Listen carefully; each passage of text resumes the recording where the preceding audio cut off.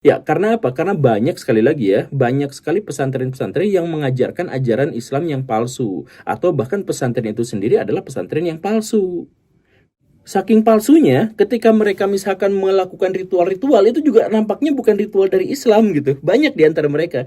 Jadi mereka misalkan ngajarin wirid. Wirid ini itu tuh sebenarnya bukan dari Nabi, bukan dari Tuhan, bukan dari kitab suci, tapi dari leluhurnya. Wiridnya begini dan dikasih kepercayaan. Nanti kalau misalkan kamu wirid ini 1000 kali, maka kamu akan mendapatkan pahala sekian-sekian. Kalau kamu wirid ini pagi dan sore masing-masing 100 kali, maka kamu akan mendapatkan rezeki yang tidak disangka-sangka. Bahkan sampai ada yang menyebutkan kalau misalkan baca ini maka akan mendapatkan uang sekian ratus juta rupiah. Nominalnya secara eksplisit disebutkan seperti itu gitu. Ada yang 600 juta apa. Kalau misalkan melakukan wirid-wirid atau ritual-ritual yang seperti ini. Kan dalam Islam nggak pernah ada yang seperti itu, Baraya. Jadi itu adalah ajaran entah dari mana dimasukkan ke dalam pesantren, kemudian dikatakan bahwa itu adalah bagian dari agama Islam. Jadi sudah merusak Islam dari dalam, mempermalukannya pula. Dengan apa? Dengan ajaran-ajaran yang kita nggak tahu itu berasalnya dari mana gitu. Nah itu kalau dan banyak pesantren-pesantren tuh yang ngajarinnya tuh yang seperti itu. Nanti kamu wirid sekian-sekian, nanti kamu dapat duit gitu ya. Itu baraya Cina-Cina yang di Indonesia yang menguasai 70% ekonomi Indonesia, kekayaan Indonesia, itu nggak pernah bikin wirid-wirid kayak gitu tapi kaya. Karena apa? Kalau mau kaya, ya usaha. Kalau mau kaya, ya kerja cerdas.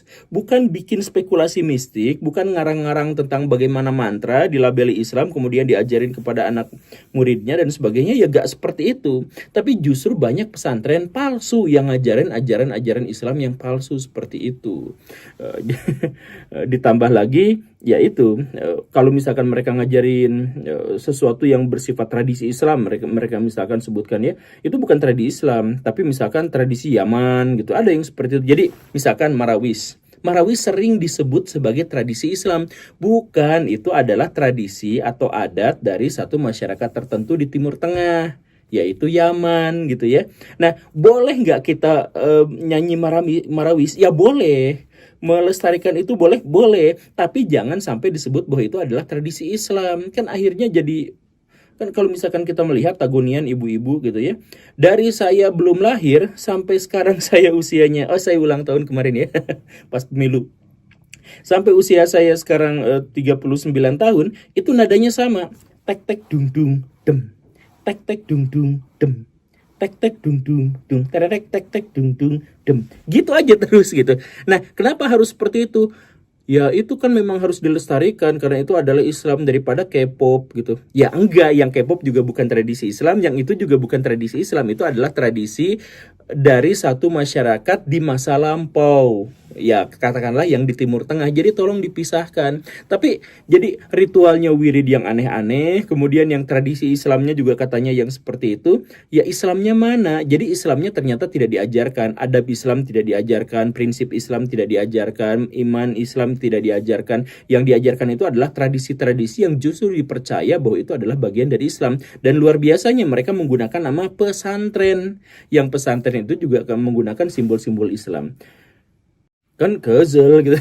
Ya, saya membayangkan seandainya Umar hidup di zaman sekarang betapa marahnya beliau gitu. Ketika melihat Islam direndahkan oleh kaumnya sendiri gitu, oleh orang Islam sendiri untuk dapat sedekah gitu ya. Tolong kami karena mushaf kami rusak gitu. Bayangkan betapa direndahkannya izah Islam. Dan ketika ditanya seperti itu, ya karena kami nggak ngerti bagaimana cara mendapatkan uang. Kenapa nggak ngerti bagaimana cara mendapatkan uang? Karena pas di pesantren bukan belajar tentang Islam, bukan belajar tentang sesuatu yang lebih prinsipil, tetapi belajar tentang tradisi-tradisi Marawis yang seperti itu ya. Kemudian wirid yang aneh-aneh. Nanti kalau kamu melakukan seperti ini, kamu akan mendapatkan uang segini-segini gitu.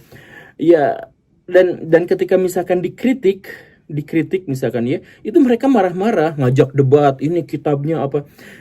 Ada yang lucu juga. Jadi saya pernah juga kan, saya tuh dulu pernah mengkritik juga pesantren. Di antaranya adalah pesantren itu kok kotor gitu. Saya jelaskan bahwa dalam ajaran agama Islam kan kebersihan itu adalah syarat mutlak untuk melakukan ibadah.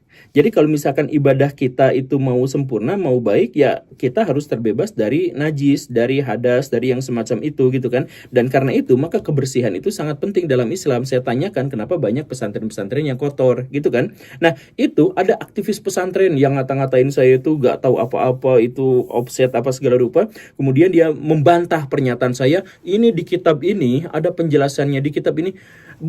Saya bukan minta pembantahan atas itu, saya minta kenapa itu pesantren-pesantren itu kotor, tunjukkan coba film di videokan apakah pesantrennya bersih atau enggak, kan itu harusnya jawabannya seperti itu. Jadi mereka menjadi sangat anti kritik, jadi mereka menolak gagasan-gagasan baru. Karena apa? Karena dianggapnya karena pesantren itu pasti seterusnya baik, yang lain itu yang mengkritiknya pasti semuanya wah itu belum ngaji tuh, oh itu belum ngerti, wah, dan hal yang semacam itu. Kamu ngajinya di mana? Ngaji dulu sana ya, yang kayak gitu kan biasanya pernyataan-pernyataan. Dan karena mereka anti kritik, maka banyak sekali kelemahan-kelemahan dan kesalahan-kesalahan yang terjadi di pesantren itu berulang-ulang terjadi. Salah satu contoh yang sangat fenomenal di Indonesia itu adalah, maaf ya, kasus pencabulan di kompleks pesantren. Itu banyak sekali kejadiannya seperti itu. Kenapa bisa seperti itu? Karena di situ ada hierarki kuasa yang terlalu jomplang gitu, di mana si gurunya mendapatkan wewenang yang sangat luar biasa, sedangkan murid harus diajarkan patuh pada guru, nanti kalau tidak kualat dan seterusnya. Ya kan diajarinnya yang seperti itu. Nah, karena itu maka itu harus dikritik, itu harus diperbaiki. Tapi ketika mau dikritik gak mau, akhirnya apa? Terjadi lagi pencabulan, kekerasan seksual dan sebagainya terhadap santriwati yang ada, ya kan? Nah, kenapa seperti itu ya? Karena tidak mau dikritik gitu. Padahal ya terima aja kan, ini bukan mengkritik agama. Saya di blacklist sama masjid besar di Bandung itu gara-gara saya sering mengkritik Islam. Saya justru mengkritik orang-orang yang menjalankan Islam tapi malah mempermalukan Islam dari dalam, kan begitu. Tapi karena mereka tidak paham ya anti kritik, ya akhirnya seperti itu. Bahkan ada yang mengatakan kalau misalkan ada kebejatan di pesantren, kalau misalkan ada tindakan asusila dan sebagainya, ya sembunyikan, itu kan aib. Itu aib dari saudaranya kita, itu tidak boleh diumbar-umbar. Ya, jadi malah makin kacau lagi tuh logika berpikirnya. Jadi gini Baraya, dalam Islam itu ada dosa pribadi yang tidak boleh diungkit, tidak boleh diumbar-umbar. Kalau misalkan diumbar disebutnya gibah. Contohnya, Baraya misalkan melampiaskan hasrat seksualnya kepada seekor ayam, gitu kan. Nah, kemudian ketahuan sama temen. Nah, si temen itu gak usah ngumbar-ngumbar itu gitu. Karena apa? Karena itu aib. Karena apa? Itu dosa pribadi. Maksudnya tidak ada manusia yang lain yang mendapatkan kerugian dari itu gitu. Selama tidak ada tuntutan yang sudah selesai. Nah, tetapi kalau misalkan dosa itu adalah dosa sosial, misalkan Baraya korupsi, itu kan dosa sosial. Baraya mencuri, Baraya harus dikatakan kepada orang lain bahwa Baraya mencuri, bahwa Baraya korupsi. Karena apa? Itu dosa sosial. Baraya harus masuk ke pengadilan, bukan ketika Baraya mencuri atau misalkan melecehkan orang lain ya, dan lain seterusnya gitu ya. Kemudian, oh jangan diumbar-umbar, itu aib. Ya bukan, itu dosa sosial, itu justru harus diajukan ke pengadilan, digibahkan, diomongin kemana-mana, dikasih tahu bahwa orang ini melakukan ini. Tapi kalau misalkan dosanya itu adalah bersifat pribadi, ya tolong disembunyikan. Nah, pesantren-pesantren banyak diantaranya atau ustadz-ustadz atau oknum-oknum ya yang semacam itulah, mereka melakukan tindakan asusila, kemudian mereka bilang bahwa ya tindakan asusila yang melibatkan korban gitu, sampai ada yang hamil, ada yang apa segala rupa, itu malah si korbannya tolong pulang aja ya ke kampung, tapi jangan bilang siapa-siapa, ini kan aib ya. Jadi sudah aja ya, yang itu sudah lupakan saja, ini aib masa lalu, tidak usah dibongkar-bongkar lagi. Banyak yang seperti itu.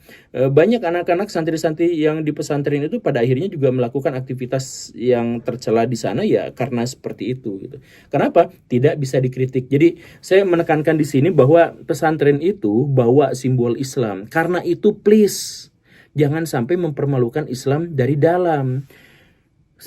Manajer saya itu kan mualaf Chinese, dia tuh berambisi untuk mengislamkan keluarganya, bapaknya gitu.